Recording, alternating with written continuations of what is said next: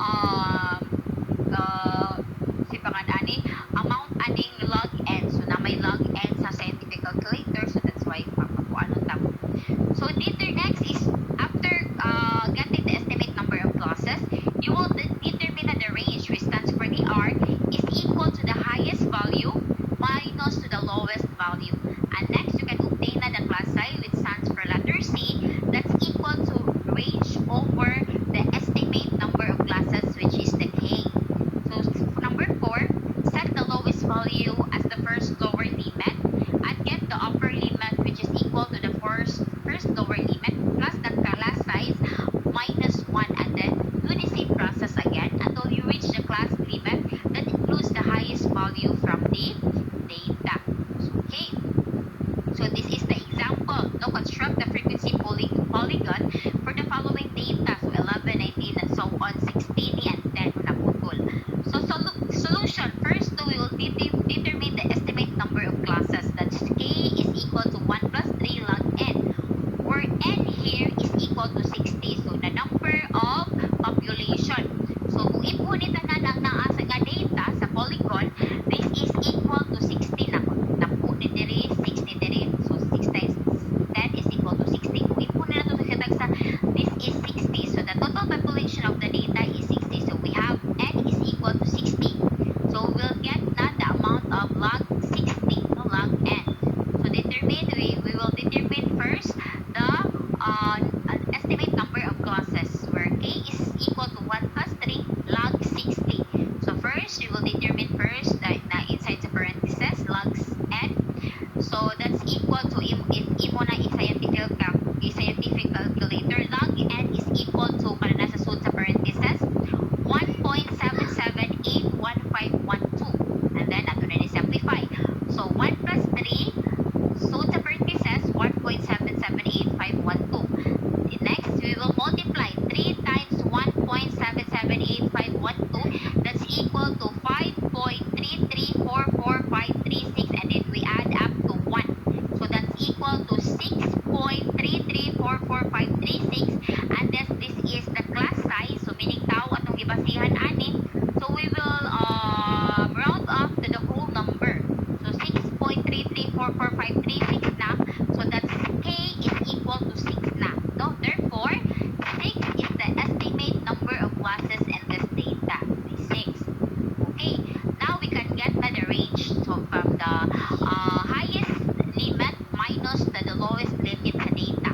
Okay, so tanawin nato diri ang pinakataas diri is the 29, ug ang pinakaubos diri is the number 10. Okay, so that's why we have 29 minus 10 is equal to 19. So we have now the range, and then we will get now the class size. That's equal to the range over the estimate number of classes. So 19 over 6. So that's 19 divided by 6. That's equal to 3.60 round off because it's the class size. So we're talking about per people na i-round off nato sa whole numbers, or 3. Okay, nakuha na class. We'll proceed now.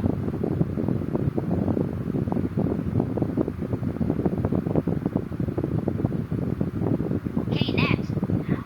We will measure now the central tendency. When you say the central tendency, it determines the numerical value in the central region of distribution of scores. So, central tendency refers to the center of a distribution of observation. So, there are 3 measures of central tendency. We have the mean in this company for the past 24 months.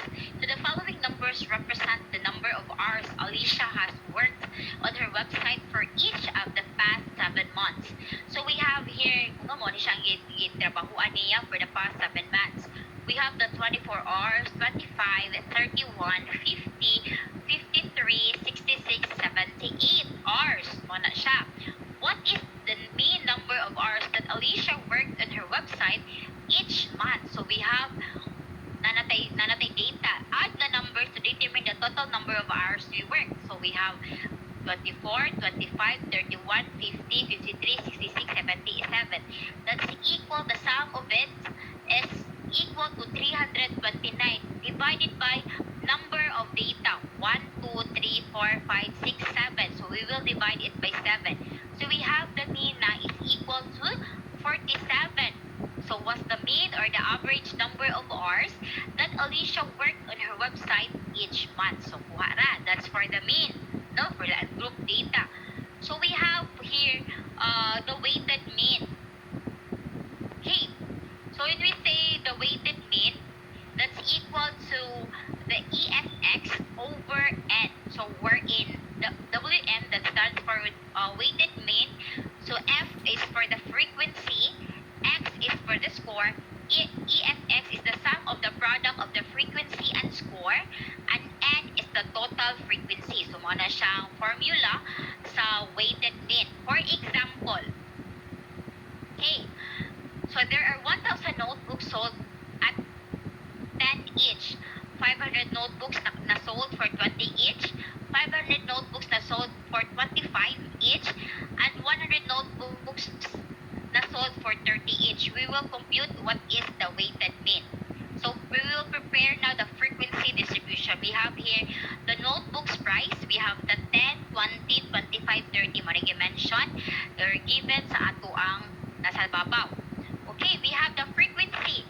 Sa 10 ka note, sa 10 nga price, natin 1,000 nga nahalin. Sa 20 natin 500. Sa 25 natin 500. And then sa 30 natin 100. How to get the FX, no? The product of the frequency and score. Of course, from the word, the product of the frequency and score will multiply the price of the notebook with the frequency, no? When the number of notebooks has been sold. Okay, so mo siyang 10 times 1,000, that's equal to 10,000, and so on. 2,500, 10,000, not 12,500, 5,025, you multiply 30 times 100, that's equal to 3,000. So we have here na the product of frequency and score. So of course, we will get the sum of the product of frequency and score because mo na siya ang formula to get the weighted mean. So i-add na nato siya.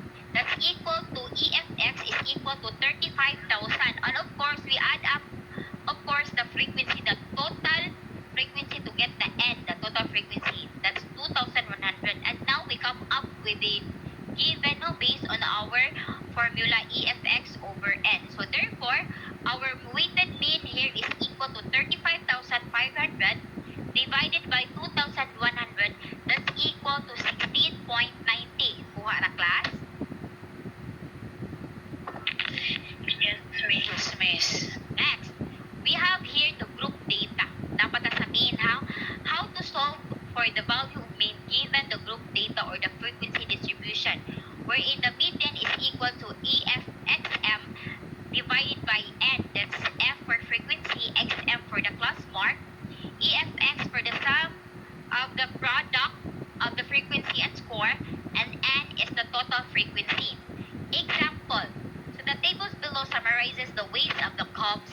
Now we will find the average weight of the cubs. We have the weight of the cubs. We have 201 to 210 na i-3 sa frequency, 191 and so on. So if we add up here the frequency of the weight of the cubs, we have the total frequency of 45 na. So nanatay given, nanatay total frequency of 45. We will get na the EFXM or okay.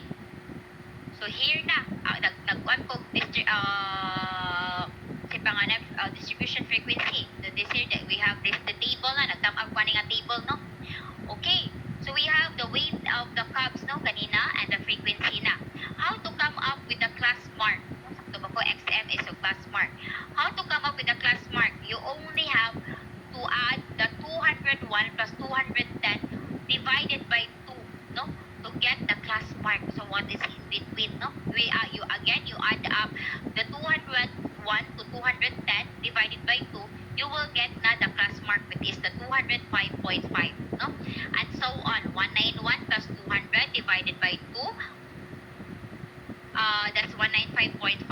181 plus 190 divided by 2, 185.5. 171 plus 180 and so on. Okay?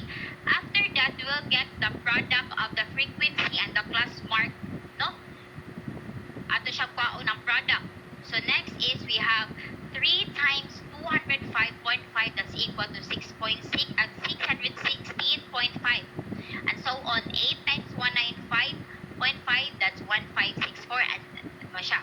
So na naman tayo value sa frequency,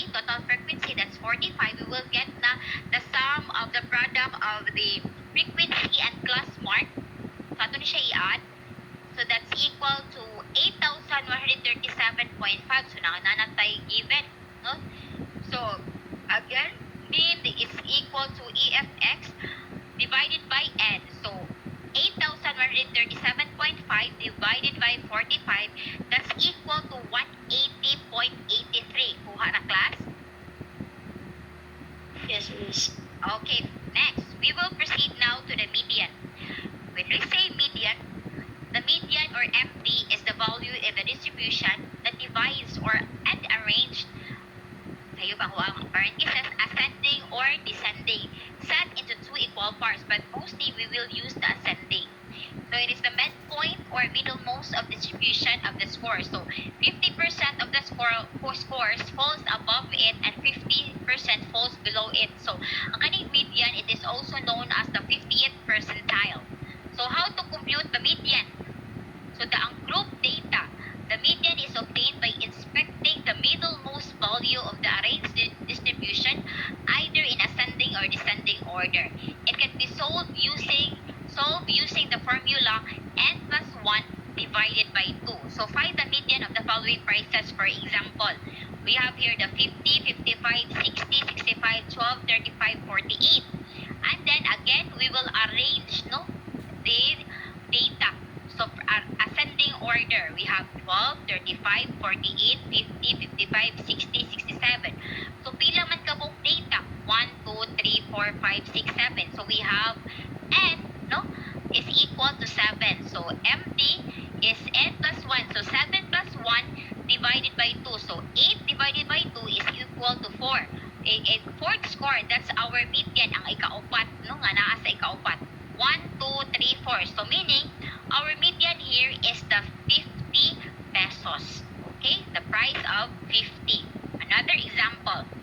Find the median of the following weights in kilos. We have 101, 107, 115, 120, 111, and 105.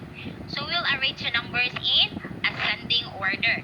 So we have 101, 105, 107, 111, 115, 120. We'll count how many data. 1, 2, 3, 4, 5, 6. We have 6. So n is equal to 6. So 6 plus 1 divided by 2. So 7 divided by 2, that's equal to 3.5 score. So naa siya in between sa third and fourth score. So 1, 2, 3, and 4. We have 107 data and 111 nga kilos. So how to get the median? 107 plus 111 divided by 2, that's 109. So meaning our median here is the 50th na portion and in the percentile is the 109. That's our median. Kuha na class? Okay. Yes, miss. Okay, thank you. Yes, miss. Okay. So we have here median pata, group data. In computing the median in the group data, we will determine the median class which contains the n over 2 score under the cumulative frequency, which is the CF. Okay, so to solve for the median, we use this formula. Nagsuwat-suwat ako, mag-lisod pa kung ganang nasa ubos ang letter. So MD or median is equal to XLB plus n by 2 minus CF times I. So over F. So wherein MD is per median, XLB is the lower boundary or the true limit of the median class, N is the total frequency, CF is cumulative frequency before the median class. So before siya sa median class, so na siya sa ubos. FM is the frequency of the median class, and I is the size of the class interval. No? Okay. So tanaw na to. We have here the statistics test result. So we will get the median here. So solution first, we will get what is the median class from the cumulative frequency. So n over 2 score is equal to 60. The total frequency, we have the 60 over 2. So kaon na to. So meaning 60 over 2 is equal to 30th score. So meaning the median class that contains the 30th score is the 30 sa cumulative 30th score. So 30, so nakutin is 14 to 15. We will get musik atungaan ni nila since it has the 30th score. So we will get so 13.5 ang iyang katunga. So we have here na the amount of what do you call this one? The the XLB here is XLB is the lower boundary 13.5 plus 30, no na naman tayo value sa n over 2 score, 30 minus, unsa gini 24 is the cumulative, no? Before the median class, the CF. Before the median class, our median class here is 30, so before this is the 24. So 24, close parenthesis 2. 2 because the interval here, tanaw mo sa class frequency is just 2. 10, 11. Next is 12. 12, 13. So meaning 2. Okay, 2 ay ang interval. Divided by, what is the frequency? So aligned to the median class 30. That's our frequency is 6. That's divided by 6. So ato siyang ko i-compute. 13.5, no? So this 30 minus 24, that's 6 times 2 over 6. So 6 times 2 is equal to 12 divided by 6, that's 2. So 13.5 plus 2, that's equal to 15.5. It means the median here is 50. 15.5. This means that the 50% of the students got a score below 15.5, or if the passing score is 50%, so ang nahimo ani the total number of item, almost half of the class failed in the test. Okay, nakuha na class. So next, we will have the mode. So very easy kay ni ang mode. We will have only the inspection. So the mode is the value with the largest frequency, pinakadaghan nga data, or the most frequently occurs frequently in the distribution, katong nagbalik-balik o pinakadaghan. Okay, the value that occurs most frequently in the distribution. This is used when the quickest estimate of typical performance is 110. So how are you going to find the mode? So the mode of the ungrouped data is found merely through inspection only. Imo na gina siya i-arrange into ascending order. So tanawon nimo na parihag data. So find the mode of the following discounts. We have 4%, 7%, 7%, 7%, 8, 8, 9, 10, 11, 11, 13.